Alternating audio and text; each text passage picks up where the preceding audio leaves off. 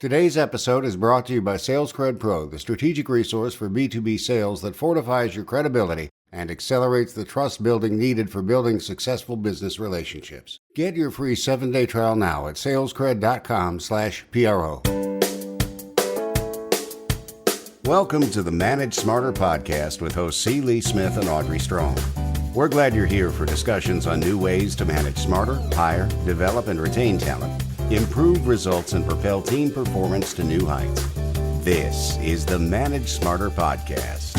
Lee, today we have Elena Zucker, who's an expert in influencing, and influencing your boss specifically is the topic today. And I got to tell you, I've tried that in some complex organizations and I have not succeeded sometimes. And so I want to know what I did wrong. And I'm so glad she's here. As a leader or whatever, it's much easier, obviously, to influence down because, you control their work hours, their careers, their promotion, that sort of thing. So it's much easier to influence people that way. But to influence up, where you may not be privy to all the information that they are, privy to, and also in the fact that, you work for them, much more challenging. So that's why I can't wait to talk to Elena today. Good. Well, hang on, Elena. I got to say, welcome to the show, everybody. Welcome to ManageSmarter. If you haven't listened to this show before, welcome. Thank you for coming. And my name is Audrey Strong. I'm the Senior Vice President of Communications here at Sales Fuel. And I'm C. Lee Smith. I'm the CEO and founder of Sales Fuel. And so, Elena, before we start talking to you, I'm going to explain who you are a little bit better. You're a speaker, author, consultant, and educator. You've had a long, successful career in New York City and California. Now you're up in Montreal. And your current focus is Secrets of Influence. You've got a wildly popular seminar based on your best-selling book, 7 Secrets of Influence. And the program, everyone, is now available in an e-learning version. How convenient is that?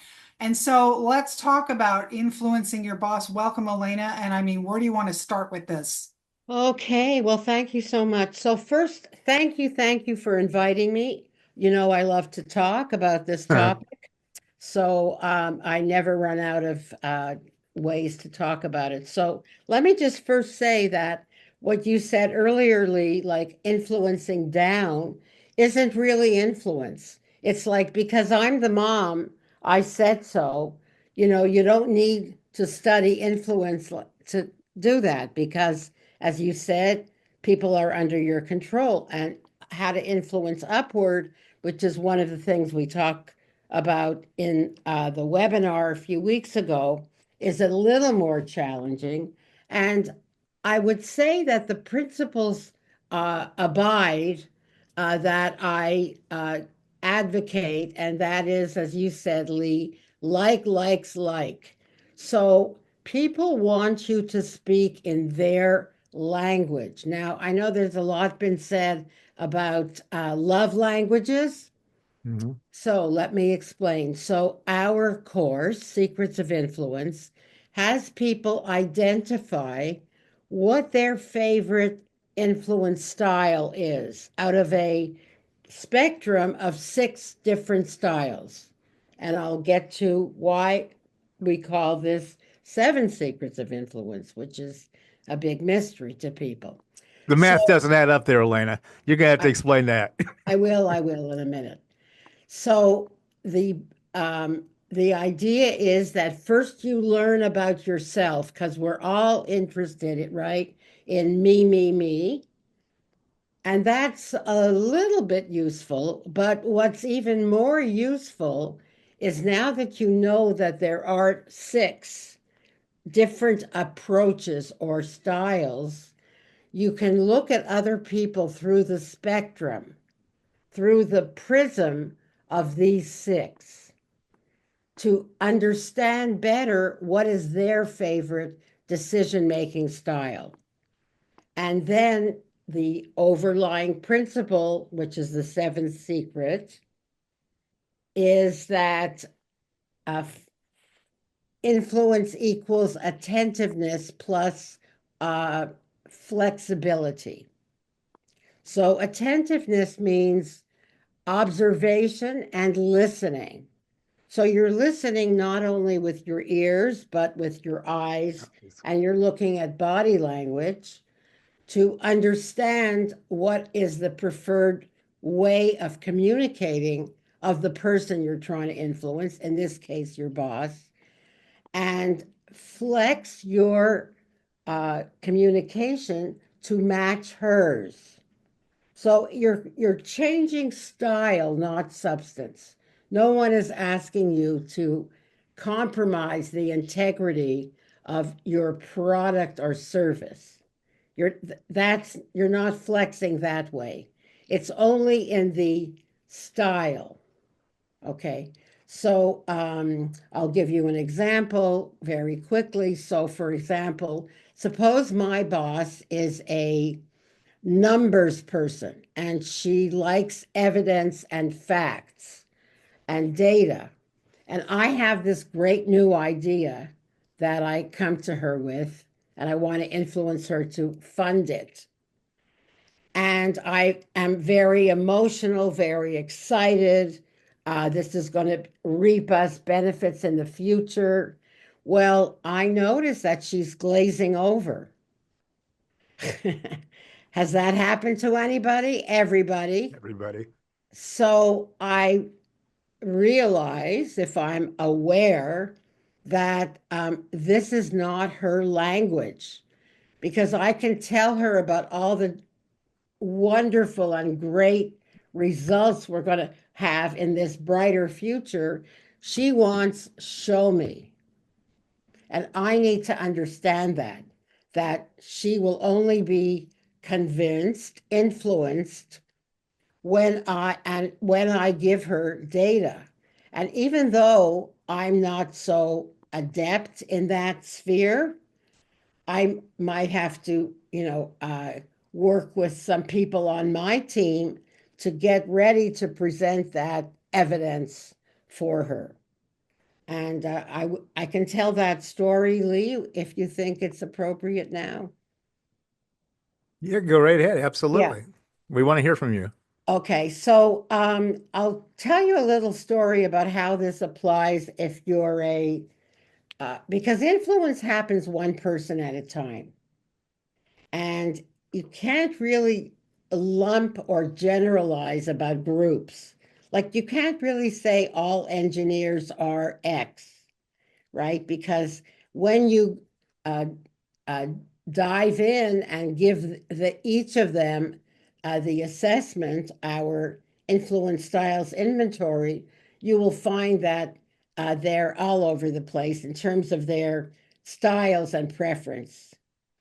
So it's very important to know this. The basic credo of sales is read the room. But it is difficult, even though I'm a public speaker. Lee, you do public speaking. I don't know if you do, Audrey, but read the room is a very tall order, because what if there are 250 people in the room? Okay, so here's a little story. So several years ago, I was invited as one of about 6, 7 vendors to present my wares, my influence program, to the HR director of a huge multinational company, which will remain unnamed, American Express.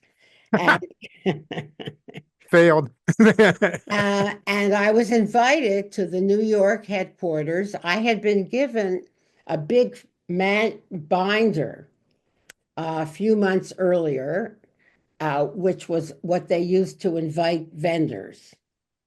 I hate the fact that I got all these advanced degrees and they still call me a vendor, but anyway. So I show up, and I knew there were 6 other entities, and I was told that I had 45 minutes and that I could use whiteboards or whatever. And now, so I entered a room, and there's 6 people or so sitting at a table, with their arms folded, and I don't know who they are, and they've only heard about me. And I don't know if these are the actual people who created that binder 6 months earlier. Probably not, because there was so much turnover there. So I made an executive decision, and I strongly advocate this. I used 10 of my 45 minutes to warm up the room. So, I asked politely if I may ask a few questions before I get started. And what I did was ask them what's important to them and a couple of other questions about their uh, most desired training program. And then I looked to see who deferred to whom in that little crowd of 6 people, who agreed with whom. And there was one category of features and benefits that nobody seemed to be interested in, so I dumped it.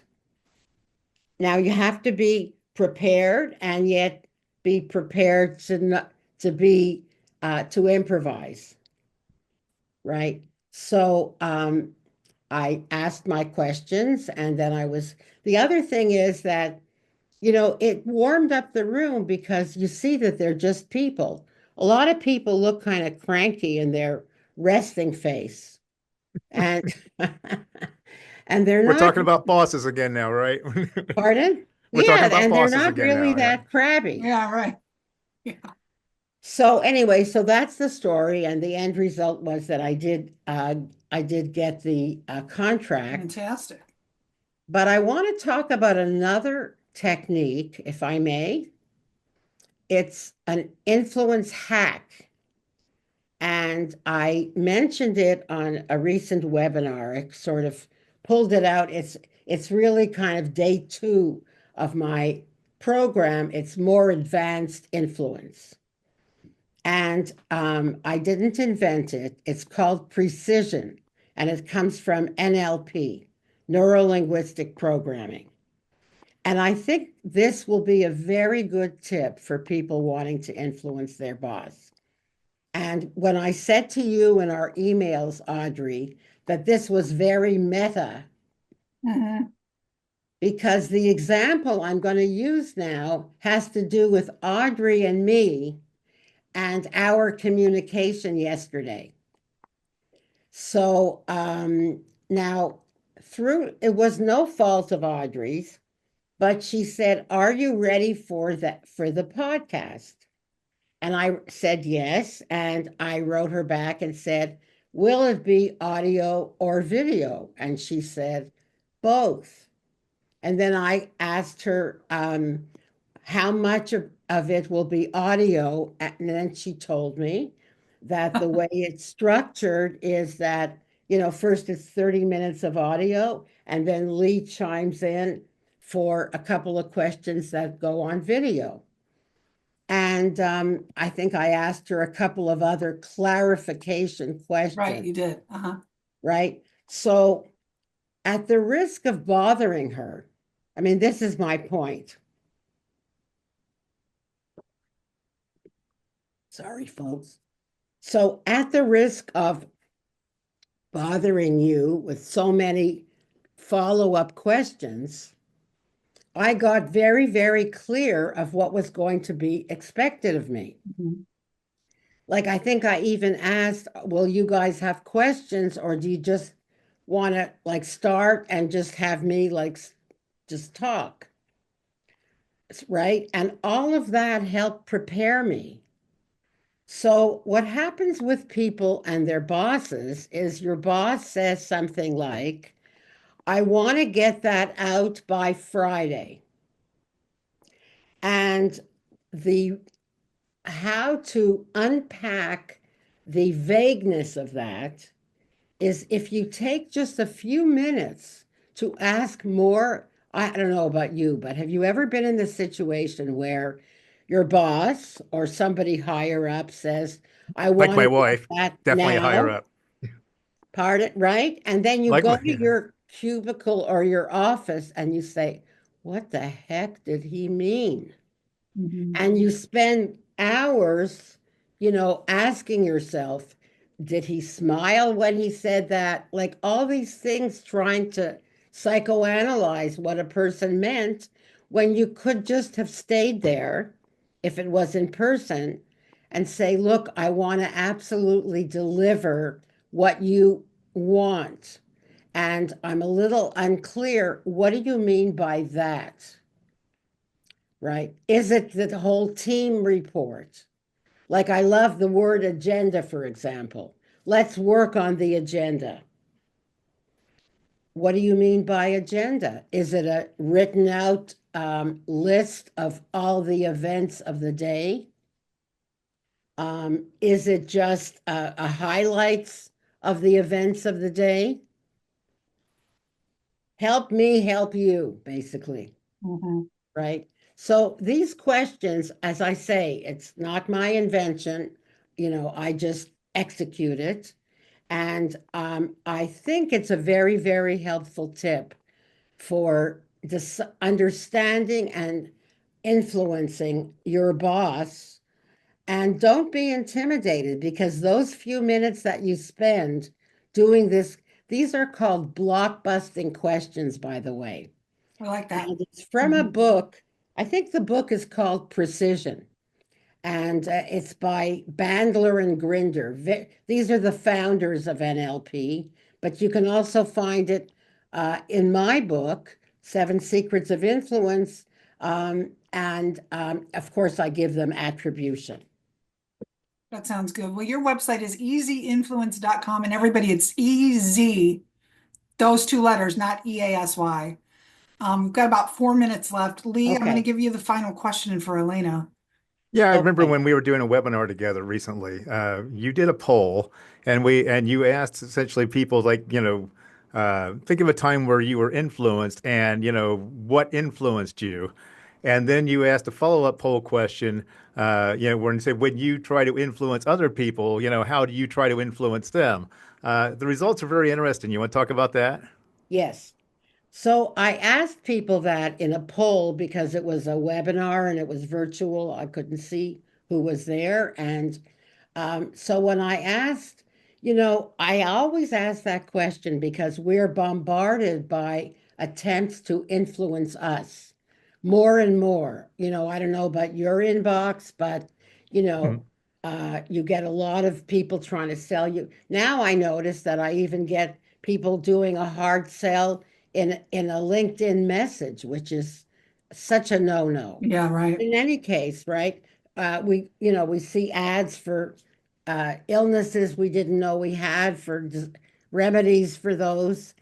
So I like to ask people to get their awareness of, are you aware of how you are influenced by other people? So when was the last time someone influenced you to do, think, or change or believe something different? Buy a car, sell a car, etc. And people really have to think. And then I give them a choice of words to choose from because they can't really quickly come up with the word. And I say, what do you think was the trigger that caused you to say yes? And so that's like an easier question, right? And so then I give them these suggestions. Emotion, I was going to get a benefit, a tangible benefit. They gave me a vision of a brighter future. Now, each of those represents one of the influence styles, which I don't really talk about in detail on a general, free webinar. But people say what their word is, and then quickly I ask them, just thinking about it, what do you think is your default method of influencing others? And I give them a choice of words, which is, guess what? Almost exactly those same words.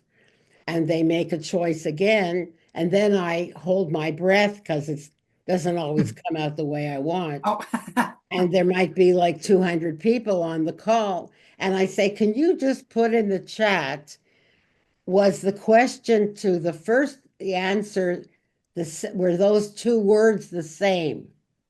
And would you just say same or not same? And I'm hoping that they're going to, give me a QED and prove my point. that likes like, that if your words were the same, I think this is what Lee is referring to. If your two words are the same, then that proves the principle of likes like. And this is why you need to sharpen your listening and observation skills. And know yourself inside and out. Know thyself. and the other, right? Yes. And read the room, even if it's a room of one. Wow. It's so that we could talk a lot longer about all this. 7 Secrets of Influence is the book. And then easyinfluence.com is how you can get a hold of Elena for the virtual course. This has been so fun, and you guys had such fun on your webinar. I'm so glad you could come on our podcast, Elena. This has been great. I so appreciate it. Let me just say that the website, as Audrey said, is www.easyinfluence.com. And if you go to the first tab on the menu, you'll see e-learning. And there is an offer for the self-paced 12-module e-learning. Oh, great. Good to know. Thanks for coming on the show. Thank you. Thank you. Thanks for listening. If you enjoyed the show, please rate and recommend on iTunes, Overcast, or wherever you get your podcasts. You can also get more great information at salesfuel.com.